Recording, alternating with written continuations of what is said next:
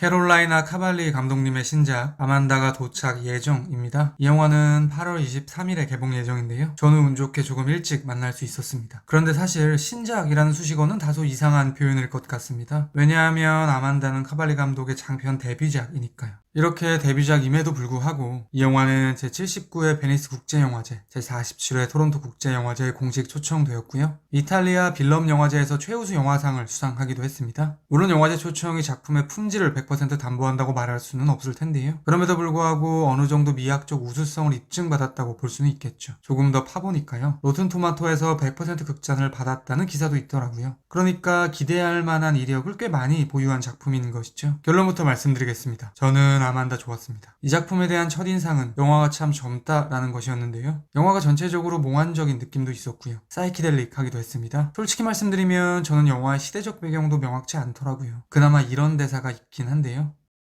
Hai la mandibola ben definita.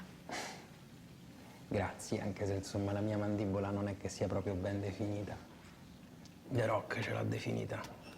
Tu lo guardi il wrestling? No.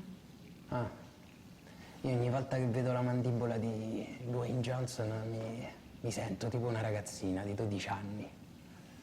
그러니까 드웨인 존슨이 더 락으로 활동하던 시기의 영화인가 싶기도 하는 것이죠. 아무튼 시간적 배경을 특정하기는 쉽지 않았습니다. 그런데 저는 이 작품이 어느 시점을 다루고 있는지는 크게 중요하지 않은 것 같고요. 한 발 더 밀고 나가면 이런 모호한 면들이 이 영화의 강력한 매력이라는 느낌마저 들기도 했습니다. 그러면 이제 본격적으로 영화의 내적인 이야기로 들어가겠습니다. 아시다시피 이 영상은 프리뷰 영상입니다. 가이드 리뷰가 될 텐데요. 그래서 한 작품의 결말까지 포함한 저만의 해석을 드린다기보다는요. 영화 관람할 때 이런 부분들을 중점적으로 보는 것도 재밌겠다라는 생각이 드는 포인트들에 대한 저의 견해를 말씀드리도록 하겠습니다. 그리고 아마도 그것은 성장영화라는 키워드를 경유해서 소개드릴 수 있을 것 같습니다. 추가로 술 한잔 채널의 게시판을 통해 전용 예매권 이벤트도 있을 예정이니까요. 많이 참여해주시면 감사하겠습니다. 아만다 끝장 프리뷰 지금 시작합니다. Ma quindi Rebecca non esce proprio mai? Se qualcuno mi rubassi la stanza impazzirei. Che non resto chiusa in camera perché mi piace questa camera. Ma vaffanculo. 언급드려도 저에게 아만다의 중요한 키워드 중 하나는 성장영화처럼 보이기도 하는데요. 창작자는 여러가지 관점으로 그에 대한 코멘트를 하고 있습니다. 구체적인 이야기에 앞서 잠시 아만다라는 캐릭터에 대한 설명을 드리도록 하겠습니다. 아만다는 25세 여성인데요. 소위 말하는 요조숙녀는 아니고요. 무직이고 제대로 된 친구도 없습니다. 이성 친구를 사귀기 위해 분투하지만 관계를 잘 맺지 못하는 아웃사이더로 표현되고 있기도 하죠. 흥미로운 점은 집은 상당히 부유한 곳으로 묘사된다는 지점입니다. 수영장 딸린 저택에 유모도 있으니까요.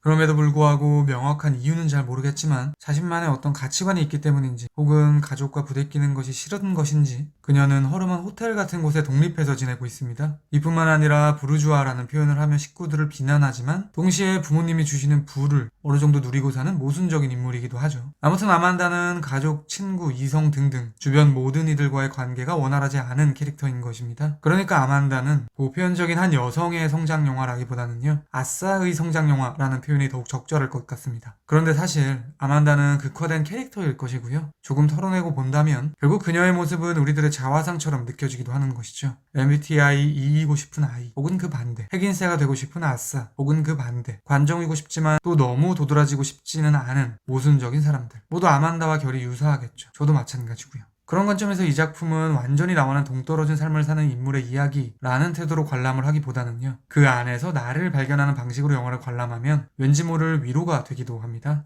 아만다라는 인물에 대해 조금 더 파보겠습니다. 저에게 아만다는 비유적 의미에서 8살 혹은 12살쯤으로 보이기도 하는데요. 영화는 여러 장면들과 설정들로 그에 대한 부연을 하고 있습니다. 우선 영화의 도입, 어린 아만다가 수영장에 띄워진 튜브 위에 누워있고요. 언니 마리나는 수영장 밖 선베드에 누워있습니다. 이와 유사한 구도는 후에 성인이 된 버전으로 반복되는데요. 저에게는 어린 아만다와 성인 아만다의 모습이 겹쳐 보이기도 하더라고요. 또한 아만다에게는 어린 조카 스텔라가 있습니다. 언니 마리나의 딸이죠. 스텔라는 가족 식사 중에 아만다의 옆에 앉기를 원해 엄마와 자리를 바꾸기도 하고요. 이모와 마치 친구처럼 이런저런 대화를 나눕니다. Potrei sedermi vicino a mia zia? Certo, fai scambio sedia con tua madre.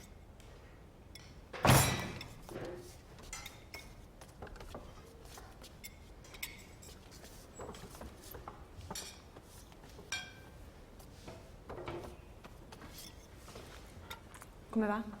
Bene, tu? Non male. Pavel? Ci siamo mollati. Mi spiace.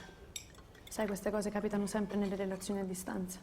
6살, 25살이라는 현실 나이와는 다르게 둘은 말이 참 잘 통하죠. 이뿐만 아니라 아만다는 자신이 사용하던 방을 스텔라에게 물려준 것으로 나오는데요. 그런 관점에서 본다면 아만다는 또 스텔라와 오버랩되어 보이기도 하는 것이죠. 이렇게 영화 속에서 아만다는 어린 시절에 자신이든 어린 조카든 유아적인 소녀들과 공명을 하고 있는 것입니다. 나무위키 피셜인데요. 아만다라는 이름도 사랑을 받아야 할 혹은 사랑을 받게 될 여자아이라는 뜻을 가지고 있다고 하더라고요. 그런데 이런 특징은 극중 아만다가 사귀게 되는 유일한 친구인 레베카에게서도 동일하게 나타납니다. 그녀가 자신의 어머니에게 하는 행동들도 그렇고요. 무엇보다 다음과 같은 장면에서는 완전 아이 같죠. Non devi toccare le coppe. Quali coppe?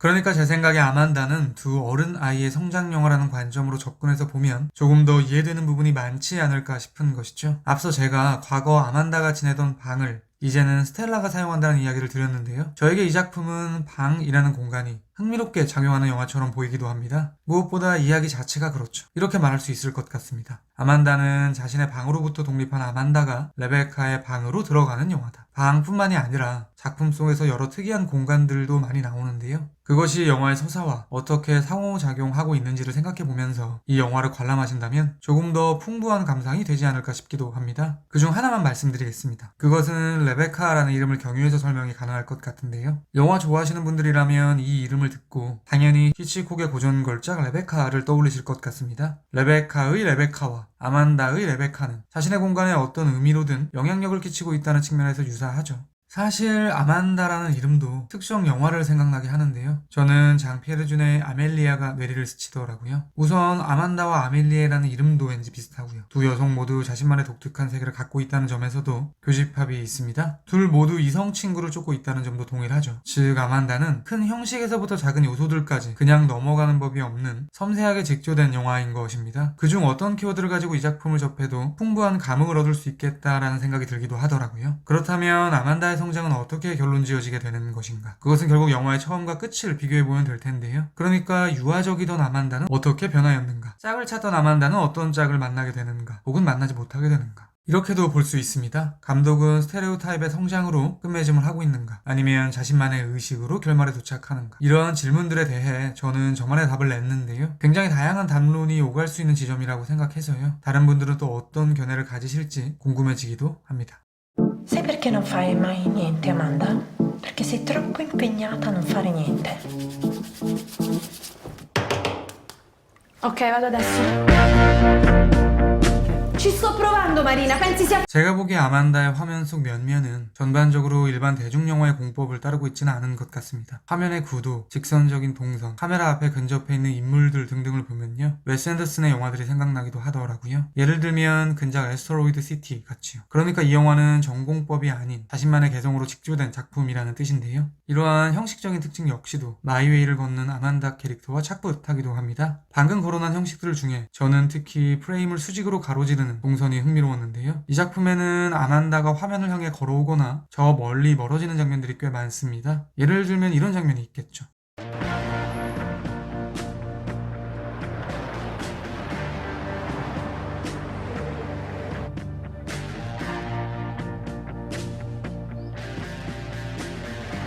제가 보기에 이렇게 길을 걷는다는 행위는 결국 성장영화라는 특성과 맞닿을 수 있다고 생각하는데요. 왜냐하면 기본적으로 로드무비는 성장영화의 성격을 내포하고 있을 테니까요. 아무튼 아만다의 동선 중 화면을 향해 다가오는 장면들은 카메라가 같이 움직이기 때문에 그녀가 왠지 제자리 걸음을 걷는 듯한 인상을 주기도 합니다. 저는 영화의 이러한 동선이 성장영화라는 측면에 다채로운 의미를 부여할 수 있다고 생각합니다. 또한 아만다에서 가장 상징적으로 보이는 소재라면 단연 말과 선풍기일 것입니다. 아만다는 아무도 살지 않는다고 생각했던 땅에서 기른 말을 풀어주려고 하고요. 마켓에서 모은 포인트로 선풍기를 경품으로 받아 그것을 어떠한 방식으로 처리하려고 합니다. Sono 8 punti per queste. Quanti punti mi servono per il ventilatore a LED? 100.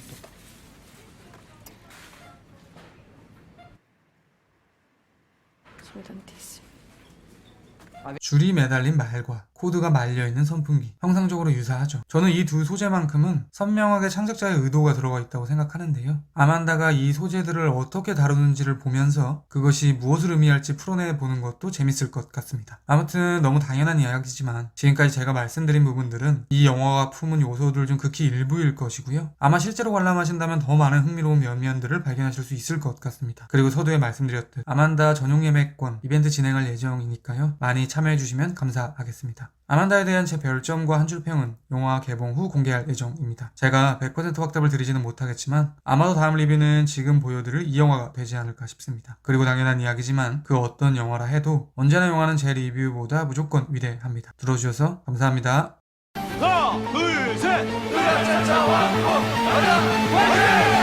우리 함께 다 같이 잘 살아봅시다.